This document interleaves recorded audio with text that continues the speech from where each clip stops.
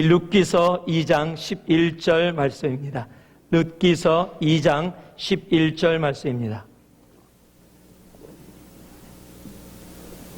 우리 한 절 한 목소리로 함께 봉독해 올리겠습니다.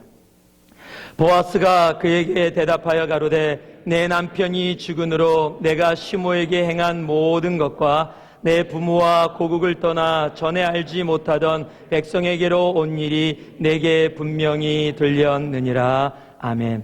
자리에 앉아주시기 바랍니다. 저는 자연의 소리를 좋아합니다. 특히 비 오는 소리를 참 좋아합니다. 그래서 북가주에 비가 많이 온다 그래서 올라왔는데 많이 안 오더라고요.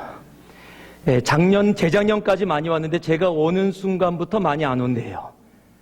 비 오는 소리를 너무너무 좋아하는데 너무 피곤한데 이유가 뭔지 물어봤어요. 제가 그랬더니 뭐라 그러냐면 얘네들이 기싸움을 한대요. 싸움 딱이기 때문에 여기가 내 에어리아다, 나는 강하다 그러고 울면은 한 마리가 너만 강하냐, 나도 강하다 그러고 꽉 운대요. 그러면 돌아가면서 얘네들이 자기네끼리 얘가 울면 또 울고 얘가 울면 또 울고. 한번 가보세요. 내년에 제가 무슨 말 하는지 아십니다. 제가 잠을 자다가 너무 괴로워서 대적 기도를 했어요. 내가 예수 이름으로 명하노니 이 닭들아 당장 멈출지어다. 선교지잖아요. 선교지는 영성이 좀 있거든요. 안 멈추더라고요. 더 울더라고요. 얘네들이. 이 대적 기도가 소용없어요. 저는 그 소리 때문에 정말로 아주 매번마다 그 소리 정말로 아주 지금도 기억납니다. 나 여러분, 우리의 삶 속에서 가장 아름다운 소리가 있어요. 그건 자연의 소리도 아닙니다. 그건 동물의 소리도 아닙니다. 그건 바로 사람의 소리입니다. 사람 소리요? 무슨 소리입니까? 사람이 살아가는 삶의 소리입니다. 사람이 살아가는 삶의 소리는 참 아름다워요. 참 듣기가 좋습니다. 아주 짧은 동영상인데요. 기독교적 동영상도 아닙니다. 그러나 그냥 사람이 살아가는 삶의 소리예요. 한번 보고 제가 말씀 계속 여러분과 나누도록 하겠습니다.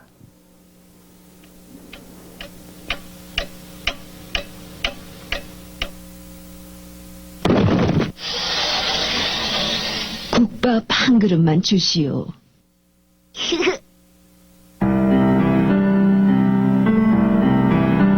할머니와 꼬마 사이에 따뜻한 국밥 한 그릇이 놓였습니다. 할매, 진짜로 점심 먹었어? 그려, 어여 먹어. 가게 주인은 소년이 국밥 한 그릇을 다 먹는 동안에도 깍두기 한 점을 입에 넣고 우물거리는 할머니를 보았습니다. 할머니, 오늘 운이 참 좋으시네요. 할머니가 우리 가게 100번째 손님이시네요. 주인은 그렇게 말하며 국밥값을 받지 않았습니다. 며칠 뒤 무심코 창밖을 보던 주인은 깜짝 놀랐습니다. 소년은 국밥집에 들어가는 손님 수에 맞춰 돌을 세고 있었습니다. 그 모습을 본 주인은 단골 손님들과 이웃들에게 전화를 걸었습니다. 점심들 하셨나? 국밥 한 그릇 먹으러 오지 그래. 얼마 지나지 않아 소년의 셈이 빨라졌습니다. 돌멩이는 점점 늘어나 어느새 99개가 되었고 마침내 가게 문이 열리며 소년이 할머니의 손을 잡고 들어왔습니다. 아저씨, 우리 100번째로 온 거 맞죠? 할매, 이번엔 내가 사드리는 거야. 저 아이도 한 그릇 줄까요? 지금 저 애는 먹지 않고 배부른 법을 배우고 있는 중이야.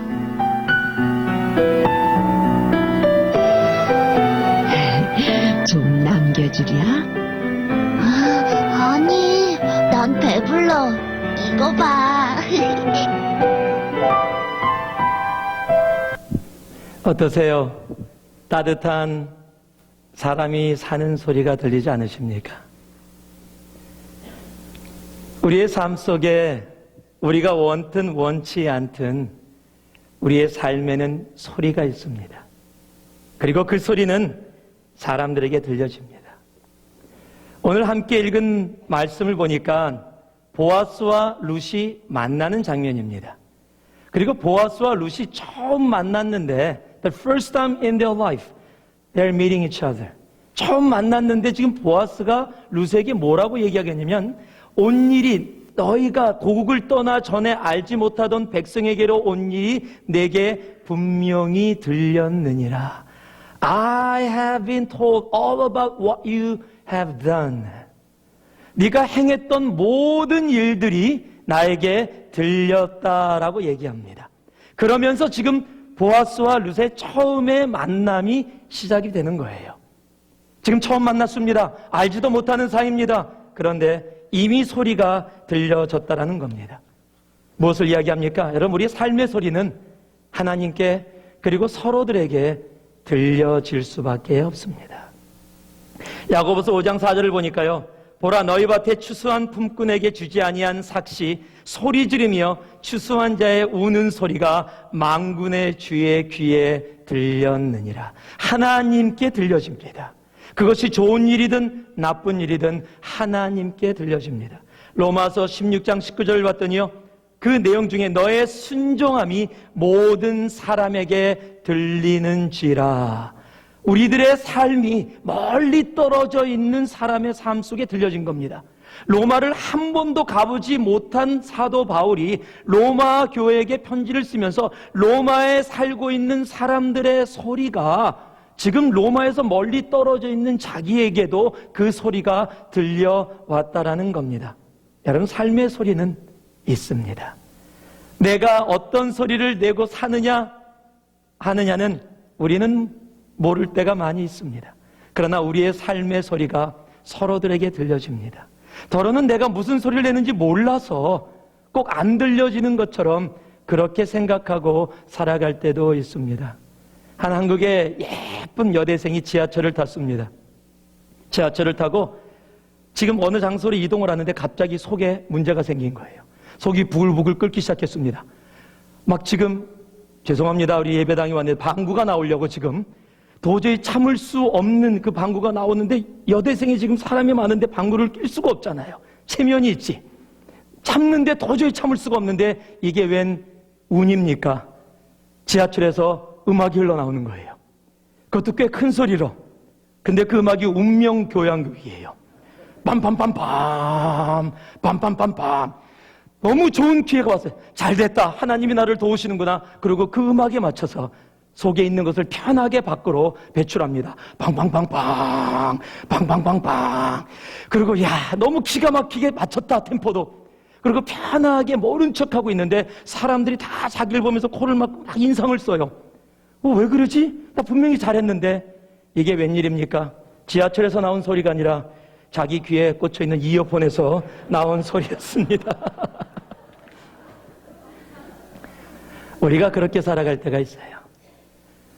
나는 기가 막히게 이 소리 조금 지저분한 소리인데 아마 안 들릴 거야. 그리고 했는데 그게 안 들린 게 아니라 모든 사람이 아주 잘 들을 수 있도록 나타나는 우리의 삶의 소리들도 있습니다. 오늘 보아스와 룻은 룻이라는 아름다운 삶의 소리를 갖고 있는 사람과 보아스라는 아름다운 삶의 소리를 갖고 있는 사람의 만남이에요. 하나님이 그 만남을 통해서 아름다운 소리와 아름다운 소리가 엮이면서 아름다운 하모니를 만들어내는 아름다운 오케스트라의 소리를 하나님께서 허락해 주셨습니다. 그래서 이 룻과 보아스를 통해서 다윗이 탄생하며 예수 그리스도가 탄생하는 그 시작의, 그 교향곡의 그 시작의 소리가 바로 여기서부터 이 소리들이 함께 만남으로써 시작이 되는 거예요. 하나님은 그 일을 하기를 즐겨하십니다. 룻기 2장 3절 4절 말씀을 봤더니요, 룻이 가서 베는 자를 따라 밭에서 이삭을 줍는데 우연히 엘리멜렉의 친족 보아스에게 속한 밭에 이르렀더라. 마침 보아스가 베들레헴에부터 와서 베는 자들에게 이르되 라고 시작을 해요. 여기에 나오는 두 단어가 있습니다. 우연히 그리고 마침. 지금 룻이 우연히 밭에 갔는데 그것이 보아스의 밭이었다는 거예요. 우연이라는 겁니다. 또 보아스가 여러 날, 주인은 보통 밭에 많이 안 오는데, 그런데 그때 마침 왔는데 그때 룻이 있었다는 겁니다. 예, 우리의 삶 속에서는 그것이 우연이고 그것이 마침일지 몰라요. 그러나 하나님의 계획 속에서는 그것이 우연이고 마침이 아니라는 사실이에요. 왠지 아십니까? 여러분, 룻기 2장 1절에 보면 2장은 이렇게 시작합니다. 나오미의 남편 엘리멜렉의 친족 중 유력한 자가 있으니 이름은 보아스더라. 2장을 어떻게 시작해요? 이미 보아스가 존재하는 것을 하나님이 말씀 가운데 우리에게 이야기해 주고 시작합니다.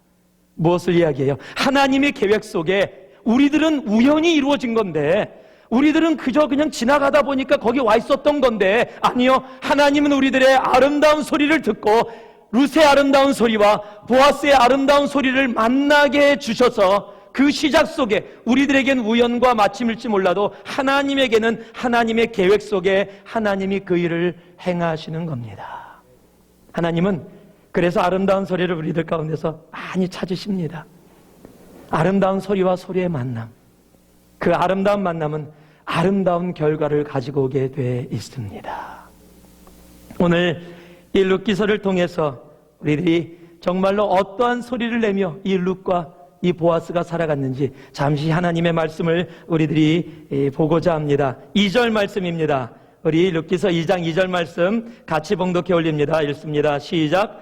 모압 여인 룻이 나오미에게 이르되 나로 밭에 가게 하소서. 내가 네게 은혜를 입으면 그를 따라서 이삭을 줍겠나이다. 나오미가 그에게 이르되 내 따라 갈지어다 하며. 함께 따라해 주시기 바랍니다. 은혜를 아는 삶의 소리. 지금 베들레헴으로 돌아온 나오미와 룻은요, 먹고 살 길이 막막한 겁니다. 지금 먹고 살 수 있는 길이 없습니다. 두 여자가 살아갈 수 있는 길이 없습니다. 그런데 이스라엘의 그 율법 중에 무엇이 있냐면, 추수를 할 때에 추수를 하다가 떨어지는 곡식의 알갱이들이 있습니다. 그 알갱이를 줍지 못하게 되어 있습니다. 그러면 가난한 사람, 또 다친 자, 아픈 사람들이 와서, 곡식을 가질 수 없는 사람들이 와서 그것을 주워서 먹고서 생계를 유지할 수 있도록 하나님이 베푸신 은혜의 율법입니다. 그런데 사사시대에는요, 사람들의 마음이 악해졌습니다. 그래서 알갱이 떨어지는 것을 종들에게 시켜서 다 걷어가게 됐고요, 사람들이 와서 알갱이를 주술려 그러면 핍박하고 못 오게 해갖고 그 밭에 떨어져 있는 것을 주술 수 있는 상황이 되지를 못했습니다. 지금 베들레헴으로 돌아와 봤더니 나오미와 룻이 상황을 봤더니 제가 영어가 이분 그러고 나왔는데, 자, 이 룻이라는 사람조차도 지금 그 문화를 이해했던 거예요. 벌써 상황이 그런 겁니다. 그러니까 뭐라고 얘기해요? 어머니, 제가 나가서 지금 곡식을 줍겠는데 제가 만약에 은혜를 입으면, 내가 지금 주술 수 없는 상황인데 누군가 혹 나를 주술 수 있도록 허락해 주면, 나에게 친절을 베풀어 주면, 하나님의 은혜로 인하여 그 사람의 마음이 바뀌고 나에게 은혜를 베풀어 주면 제가 그 곡식을 주워 오겠습니다 라는 거예요. 내가 지금 먹을 것을 구하러 가지만 이 먹을 것을 구하는 것이 나에게 달려있지 않고 누구에게요? 하나님께 달림을 지금 고백하며 나아가는 겁니다. 룻은 은혜를 아는 사람이었습니다. 보아스를 만났을 때도요, 10절에 보니까 보아스가 룻에게 친절을 베풀어 줍니다. 그랬더니 10절에요, 룻이 땅에 엎드려 절하며 그에게 이르되 나는 이방 여인이거늘 당신이 어찌하여 내게 은혜를 베푸시며 라고 은혜라는 모습으로 다가갑니다. 여러분, 지금 보아스가 룻이라는 예쁜 소녀를 본 거예요. 누구냐?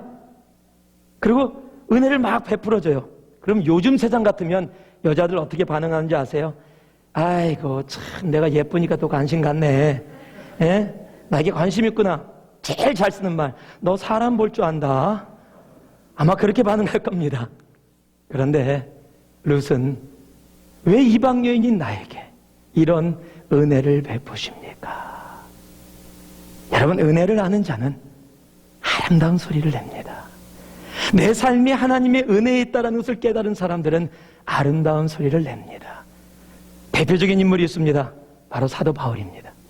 사도 바울은요, 율법을 온전히 통달한 사람입니다. 가말리엘 밑에서 정말 율법을 온전히 공부한 사람입니다. 하나님을 향한 그 종교심도 굉장히 강했습니다. 그래서 자기 시간을 내고 자기 돈을 들여서 하나님을 믿는데 잘못 믿는다고 생각하는 그리스도인들을 잡아다가 핍박해서 감옥에다가 넣던 사람입니다. 그 열심을 갖고 있었던 사람, 스데반이 죽을 때에도 이 핏값을, 만약에 내가 잘못한 거면 이 핏값을 나에게 돌리소서라고 자신의 믿음 속에, 종교심 속에, 자신이 갖고 있는 신앙 속에 단단히 서 있었던 사람입니다. 그런데 자신이 율법에 서 있고 은혜를 모를 때는 사람을 죽이는 사람이었습니다. 그런데 그가 주님을 만났습니다. 그리고 고린도전서 15장 9절에 10절에 이렇게 고백합니다. 나는 사도 중에 지극히 작은 자라 내가 하나님의 교회를 핍박하였으므로 사도라 칭함을 받기에 감당치 못할 자로라. 그러나 나의 나된 것은 하나님의 은혜로 된 것이니 내게 주신 그의 은혜가 헛되지 아니하며 내가 모든 사도보다 더 많이 수고하였으나 내가 아니요 오직 나와 함께 하신 하나님의 은혜로라. 이 문장이요 계속해서 중심 단어가 뭡니까? 은혜라는 사실입니다. 내가 사도들 중에서도 지극히 작은 자다. 내가 오히려 핍박하던 자라서 이 자리에 사도라 칭함을 받을 수 없는데도 불구하고 무엇으로? 하나님의 은혜로 이 자리에 있다. 내가 사도들보다 더 많은 일을 했다고 나도 얘기할 수 있지만 그러나 그것은 내가 한 일이 아니라 주님의 은혜 가운데서 이루어진 일이다. 고린도 교회에 왜 이런 편지를 보내요? 고린도 교회가 예수를 만났습니다. 너무너무 신났습니다. 막 신앙이 자라납니다. 그런데 갑자기 그곳에서 자기 의가 나타나는 겁니다. 내가 이만큼 했다라는 겁니다. 내가 이만큼 교회 키웠다라는 겁니다. 내가 교회에서 이만큼 헌신했다라는 겁니다. 이 교회의 주인은 나라는 겁니다. 그런 일들이 막 일어나니까 사도 바울이 그 내용을 듣고서 지금 고린도 교회에다 편지를 보낸 겁니다. 내가 너희들보다도 더 많은 일을 하나님 앞에 했다. 그러나 내가 이 자리에 있는 이유는 단 하나다. 바로 그리스도의 은혜 때문이다. 여러분, 하나님의 은혜를 고백하는 자는 어떤 고백을 하는지 아십니까? 내가 그리스도와 함께 십자가에 못 박혔나니 라는 고백을 할 수밖에 없는 겁니다. 은혜를 아십니까? 우리는 은혜를 알고 은혜 속에 거할 수 있어야 합니다. 은혜 속에 거하는 자가 진정으로 은혜를 아는 삶의 소리를 낼 수 있는 겁니다. 3남매가 있었습니다. 춘삼이, 춘팔이, 그리고 여동생이 한 명 있었습니다. 그런데 춘팔이라는 동생은 도박에 빠져 있고요. 춘삼이라는 형은 가구를 만들고 또 특히 십자가를 만들어서 생계를 유지하고 있는 사람이었습니다. 그런데 춘팔이가 도박에 빠지더니 집안의 모든 재산을 다 당진했습니다. 형이 가서 말렸습니다. 말렸는데도 안 됩니다. 하루는 가서 탕진한 정도가 아니라 엄청난 빚을 지고 왔습니다. 벌써 그 가운데 감옥도 갔다 왔습니다. 그런데 와서 그러는 거예요. 형, 내가 이 빚을 졌는데 이 빚만 갚아주면 내가 다시는 도박하지 않을게. 내가 도박 끊을게. 형이 그 말을 믿었습니다. 그리고 모든 재산을 모아서 빚 갚으라고 줬습니다. 동생이 그 돈을 가지고 가서 또 도박을 했습니다. 그런데 이번엔 운이 좀 좋았나 봐요. 많이 땄어요. 엄청 땄습니다. 따갖고 너무 좋아서 돌아오는데 그 잃은 팀 사람들이 와갖고 싸움이 붙었습니다. 싸움하는 도중에 칼이 나왔고 칼을 뽑아서 상대편을 죽여버렸습니다. 살인을 했습니다. 그리고 살인한 상태로 집으로 도망왔습니다. 집에서 있었던 형이 깜짝 놀랐습니다. 피투성이가 된 채로 동생이 들어오는 거예요. 무슨 일이냐 물어봤더니 엉엉 울면서 구석에 숨어서 상황을 대충 설명합니다. 경찰이 쫓아왔습니다. 방송을 합니다. 나오라고 얘기합니다. 칼로 사람을 죽였기에 무기를 갖고 있었기 때문에 경찰이 들어오지 않고 방송을 하는 겁니다. 동생이 모든 걸 포기하고 사형을 각오하고 문 밖으로 나갔는데 형이 갑자기 낚아챕니다. 그리고 동생 옷을 벗기더니 자기가 그 옷을 입습니다. 그리고 칼을 빼서 잡습니다. 그리고 동생이 말릴 틈도 없이 십자가를 동생에게 맡기고 나무 십자가를 손에다 쥐어주고 문 밖을 뛰어나갑니다. 경찰이 서라고 명령합니다. 쓰지 않고 계속 도망갑니다. 총소리가 납니다. 그 자리에서 형이 죽었습니다. 경찰이 나중에 알고 보니까 진짜 살인범이 아니라 그 형이 뛰어갔고 경찰이 실수로 그렇게 죽인 겁니다. 그런데 그 죄의 대가를 이미 형이 받았기에 동생은 사면이 됩니다. 동생이 회개를 하며 울면서 형이 만들던 십자가를 만들면서 그곳에서 삶을 보내게 됩니다. 그리고 하루는 형이 만들던 똑같은 십자가를 만들어서 형의 무덤을 찾습니다. 그리고 그곳에다 십자가를 꽂고 그곳에 달려있는 종이 조각에 이렇게 적혀 있습니다. 이제는 내가 산 것이 아니요 오직 내 안에 당신께서 사신 것이라. 이거는 오래전 샌프란시스코 차이나타운에서 실제적으로 일어났던 일입니다. 은혜를 알면 삶이 변합니다. 은혜를 알면 우리의 삶은 하나님 앞에 나아갈 수밖에 없는 겁니다. 은혜를 알면 갈라디아서 2장 20절의 고백처럼 내가 그리스도와 함께 십자가에 못 박혔나니 그런즉 이제는 내가 산 것이 아니요 오직 내 안에 그리스도께서 사신 것이라는 고백이 이루어집니다. 은혜를 아는 삶의 소리는 아름답습니다. 받을 자격이 없는 우리들이 예수로 말미암아 그 사랑을 받았습니다. 십자가로 말미암아 죽을 수밖에 없는 우리들이 이 자리에 앉아서 예배를 드립니다. 하나님의 은혜를 아는 삶은 아름다운 소리를 냅니다. 그럼에도 불구하고 교회에서 간혹 가다가 교회들마다 아름다운 소리가 아니라 정말 어지러운 소리, 아픈 소리들이 날 때가 있습니다. 저는 이 문제를 제가 몇 번 얘기했지만 저는 강시의 문제라고 얘기합니다. 강시가 뭔지 아십니까? 예, 중국 귀신입니다. 그냥 시체인데 벌떡 일어나서 손 올리고 통통통 뛰어다니는 귀신이요. 우리나라 귀신은 칼 물고 나타납니다. 내달래나라 뭐 그러고 나와요. 서양의 귀신은 뭐 드라큘라라고 얘기합니다. 중국 귀신이 강시예요. 그런데 제가 왜 강시의 문제라 그러느냐? 죽은 시체가 뛰어다니기 때문입니다. 갈라디아서 2장 20절을 고백하지 않는 크리스찬들은 없습니다. 이 말씀을 너무도 사랑합니다. 내가 그리스도와 함께 십자가에 못 박혔다라고 얘기합니다. 이제는 내가 산 것이 아니 오직 내 안에 그리스도께서 사신 것이라고 얘기합니다. 그런데 죽었는데 어느 날 뛰어서 통통통 뛰어다녀요. 그럼 문제가 되는 겁니다. 여러분, 나는 죽은 겁니다. 은혜를 아는 삶은 내가 온전히 주님 안에서 오늘 침례처럼 내가 물속에 들어가면서 나는 죽었고 이제 새로운 사람이 태어난 것처럼 온전히 내가 죽어지는 삶, 나는 존재하지 않고 예수 그리스도만 존재하는 삶이 바로 은혜의 삶입니다. 그 은혜의 삶이 우리들에게 있기를 원합니다. 그 은혜의 삶을, 그 은혜를 아는 그 아름다운 삶의 소리가 우리들 가운데 있기를 원합니다. 우리들이 이곳에 있는 이유는 바로 그 은혜 때문입니다. 예수의 은혜로 우리들이 바로 이 자리에 있는 겁니다. 처음도 은혜요, 둘째도 은혜요, 마지막도 은혜입니다. 우리 옆에 분들에게 한번 은혜의 눈빛으로, 은혜의 눈빛이 뭔지 아실 수 있겠죠? 은혜의 눈빛으로 은혜입니다. 한번 얘기해요. 은혜입니다. 은혜입니다. 우리가 은혜로 바로 이곳에 있는 겁니다. 두 번째는 우리 7절의 말씀입니다. 함께 봉독해 올리겠습니다. 그의 말이 나로 베는 자를 따라 단 사이에서 이삭을 죽게 하소서 하였고 아침부터 와서는 잠시 집에서 쉰 외에 지금까지 계속하는 중이니이다. 한번 따라하시 바랍니다. 작은 일에도 최선을 다하는 삶의 소리. 예, 작은 일에도 최선을 다하는 삶의 소리입니다. 지금 보아스가 그 종에게 질문을 했더니 이 사람이 누구냐 그랬더니 지금 그냥 룻입니다 라고 얘기하면 되는데 이 룻인데 아침서부터 지금까지 잠시 밥 먹는 시간 외에는 계속해서 지금 이 일을 하고 있습니다 라고 이야기를 덧붙여서 이야기합니다. 그냥 얘기해도 되는데 덧붙입니다. 왜요? 어떤 조그만 일, 그냥 곡식을 줍는 일, 아무것도 아닌 사소한 일임에도 불구하고 룻은 그 일에 자신의 모든 것을 걸고 최선을 다하고 있는 모습이기 때문에 그래요.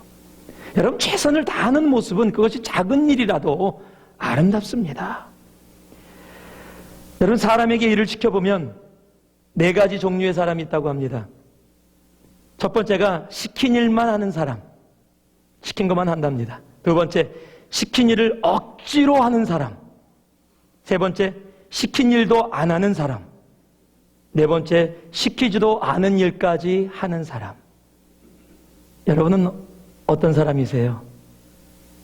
예, 시키지도 않은 일을 하긴 하는데 그것 때문에 맨날 혼나요. 예, 그럴 수도 있겠죠.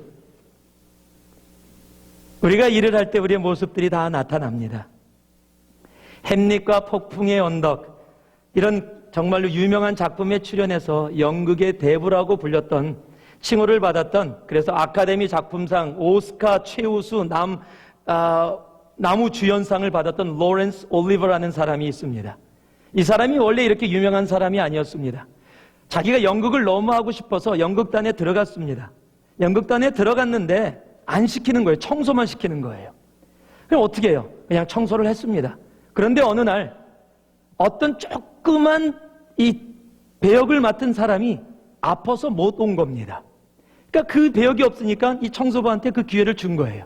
그 배역이 뭐냐면 전쟁 연극인데 맨 마지막 부분에 막 뛰어와서 카카 전쟁이 났습니다. 이게 다예요. 이게 답니다. 그런데 지금 전쟁터에서 지금 막 병사가 그 간절함을 갖고 뛰어와서 얘기하는 거예요.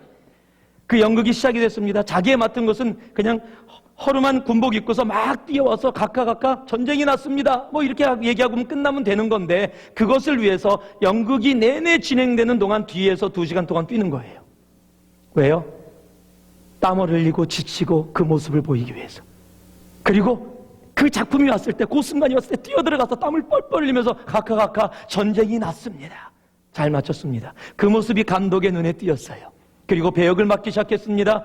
그리고 이렇게 나무주연상을 받는 로렌스 올리버라는 엄청난 배우가 될 수 있던 겁니다.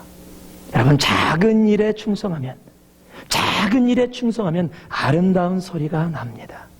마태복음 25장에 보면 달란트의 비유가 나옵니다. 1달란트, 2달란트, 5달란트 받은 사람. 그런데 1달란트 받은 사람이 이거 작은 거라고 그냥 놔뒀습니다. 아무것도 안 했습니다. 땅에 묻어뒀습니다. 주님이 오신 다음에 그대로 잘 갖고 있었습니다 하고 돌려드렸더니 주님의 말씀이 무엇이었습니까? 이 게으르고 악한 종아. 게으르다는 겁니다. 악한 종이라는 겁니다. 바로 이 모습을 얘기하는 겁니다. 여러분, 작은 일에 충성하는 사람을 향해서 하나님은 착하고 신실한 종아, 내가 작은 일에 충성하였음에 내가 더 큰 일을 너희에게 맡기겠다고 말씀해 주시는 겁니다. 여러분, 우리는 작은 것에 우리의 충성을 할 수 있어야 합니다. 작은 일에 우리의 모든 것을 담을 수 있어야 합니다. 그리고 그 작은 일에 담는 우리들의 삶의 소리는 하나님의 귀에 아름답게 들립니다. 조그마한 일, 작은 일이라도 내 모든 것을 쏟아놓아 최선을 다할 수 있는 우리들이 되기를 주님의 이름으로 축원합니다.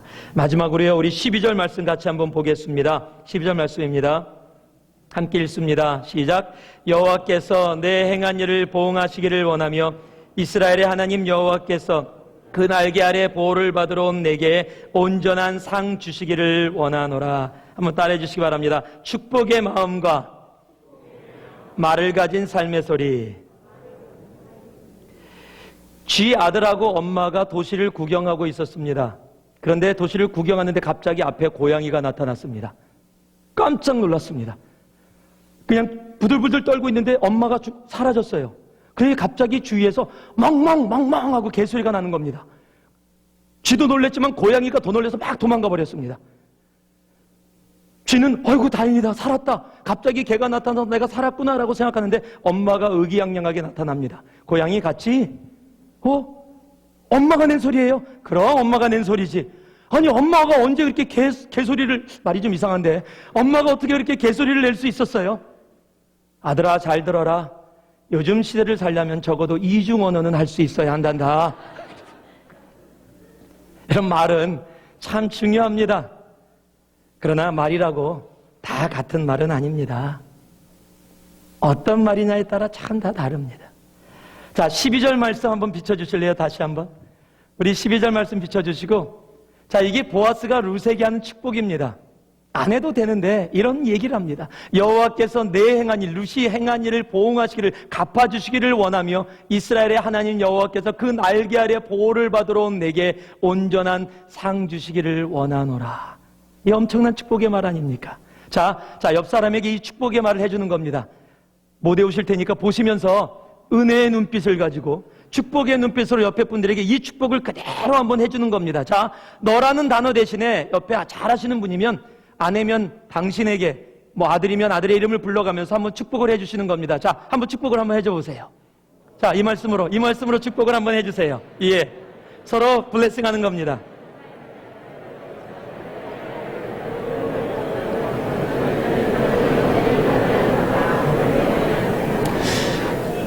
이 축복의 말씀 듣고 기분 나쁜 사람 있습니까? 없지요. 왜냐면요, 이런 책이 있습니다.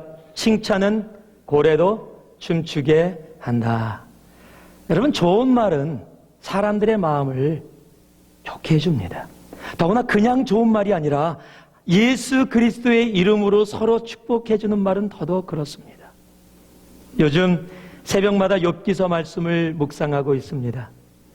욥기서가 42장까지 돼 있는데 지금 22장 정도 가고 있습니다. 아직 굉장히 많이 남았는데 거의 비슷한 내용이 계속 반복됩니다.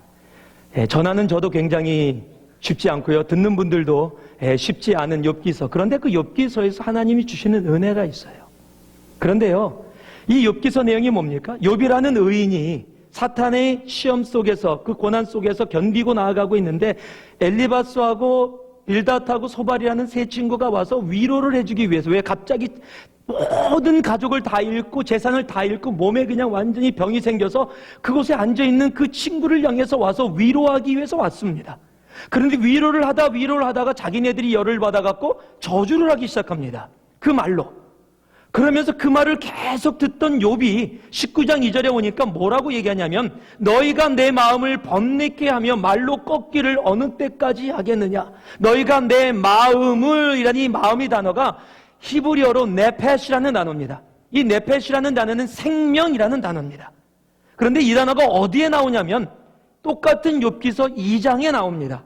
어느 때 나오냐면 사탄이 주님 앞에 욥을 시험하겠다 그러니까 하나님이 명령하는 게 있습니다. 다른 거는 몰라도 생명은 건들지 말라라고 사탄이 건들지 못하게 하는 부분이 있는데, 그것이 그의 생명은 해하지 말라라고 얘기하는데, 그 생명이라는 단어가 똑같은 네펫이라는 단어입니다.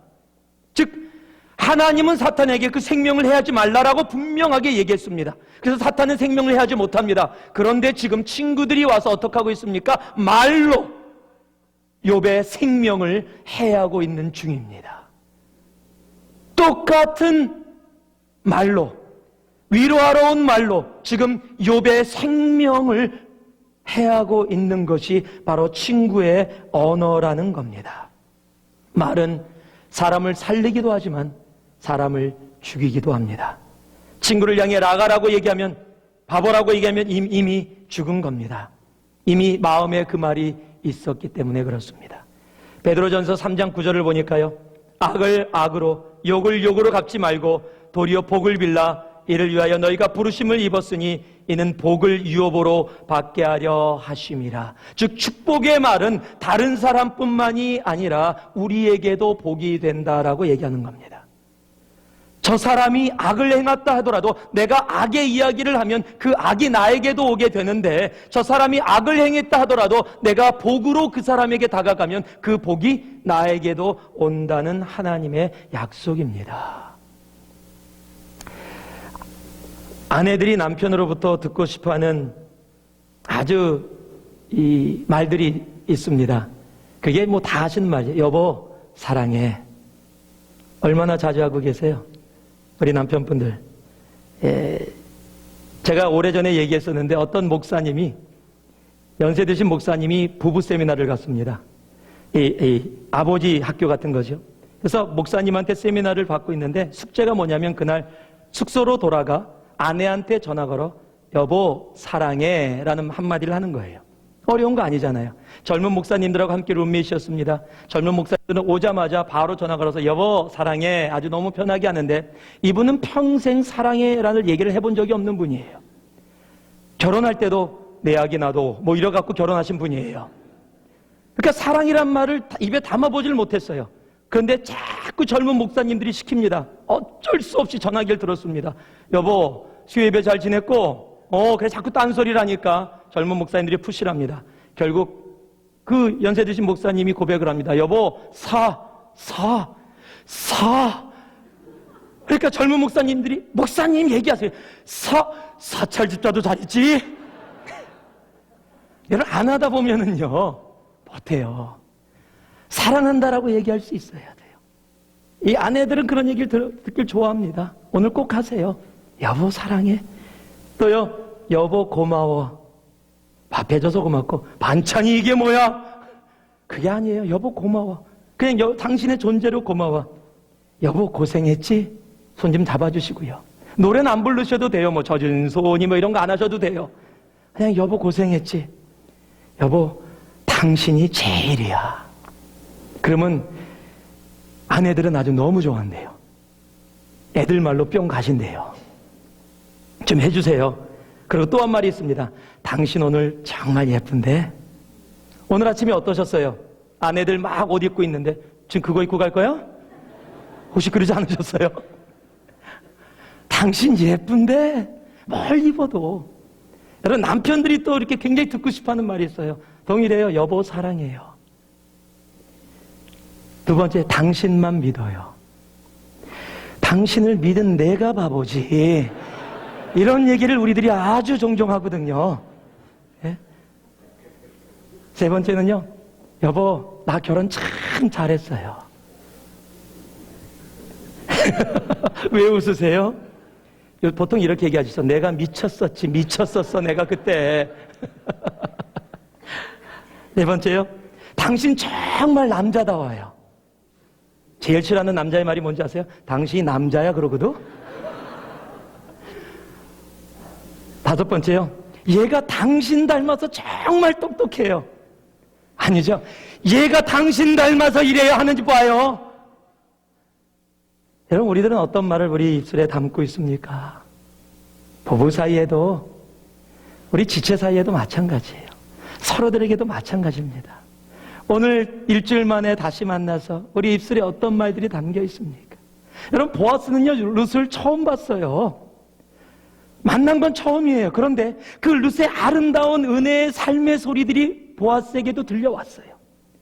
보아스에게 들려왔다고 무조건 그렇게 얘기하는 게 아니에요. 보아스도 은혜의 삶을 살았던 사람이에요. 어떻게 할 수 있어요? 2절, 3절 맞아 3절의 마지막 절에 보면 뭐라고 되어 있냐면 보아스가 그 밭에 나타나 종들에게 뭐라고 얘기하냐면은 God be with you. 하나님이 당신과 함께 하기를 바랍니다. 그랬더니 종들이 뭐라 그러냐면 God bless you 라고 대답을 해요. God bless you. God be with you. God bless you 라고 서로의 축복으로 화답할 수 있는 관계가 주인하고 종의 관계였었다는 거예요. 지금 그 사이에. 이미 보아스의 삶도 축복의 삶이 그 삶 속에 담겨 있었다라는 겁니다. 만약에 아니었다면은요, 주인이 나타나서 God be with you 그러면 입에는 God bless you 담겼을지 몰라도 속으로는 싸가지 그랬을지도 몰라요. 웃기네 그랬을지도 몰라요. 그런데 보아스의 삶은 그러한 축복의 삶이 담겨 있었다라는 겁니다. 그러기에 처음 만나는 룻을 향해서 하나님이 너의 삶을 보응하시길 갚아주길 원한다. 하나님의 날개 아래를 찾아온 너에게 하나님의 은혜가 그렇게 온전히 있기를 원한다 라고 축복하는 겁니다.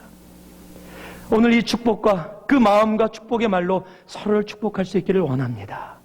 서로 그렇게 나아갈 수 있기를 원합니다.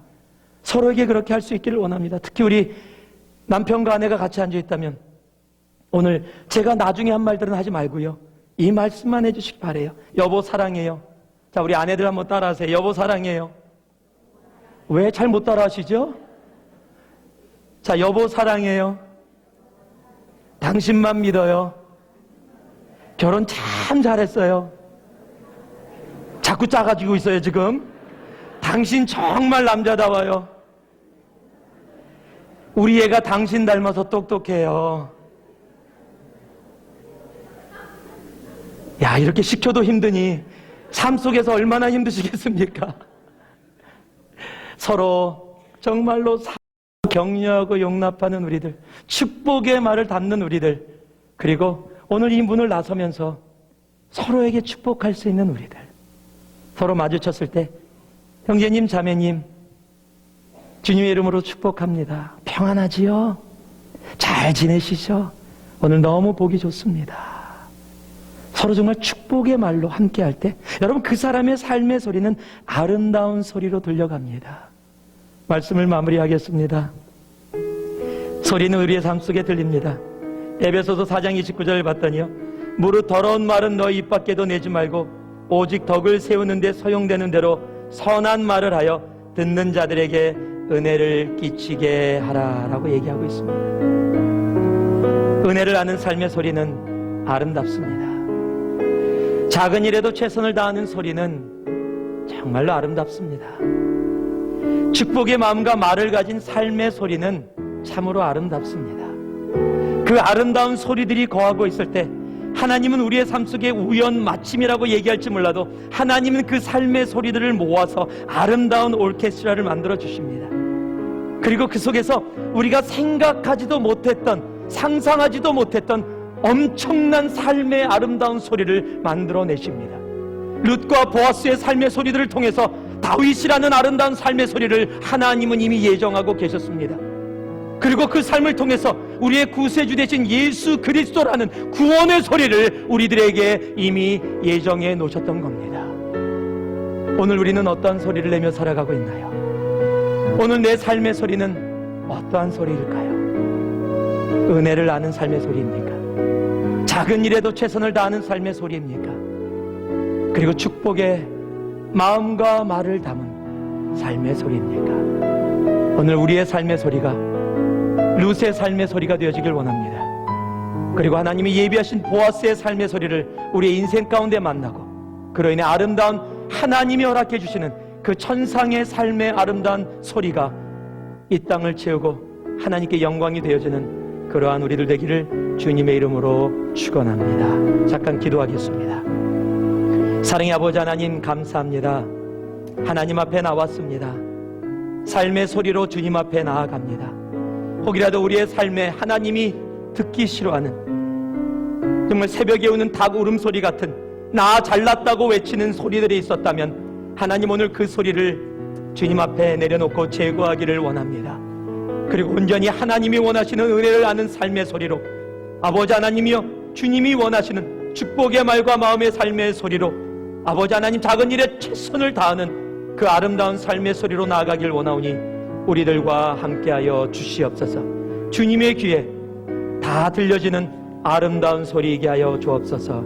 예수님 이름으로 기도 올리옵나이다. 아멘.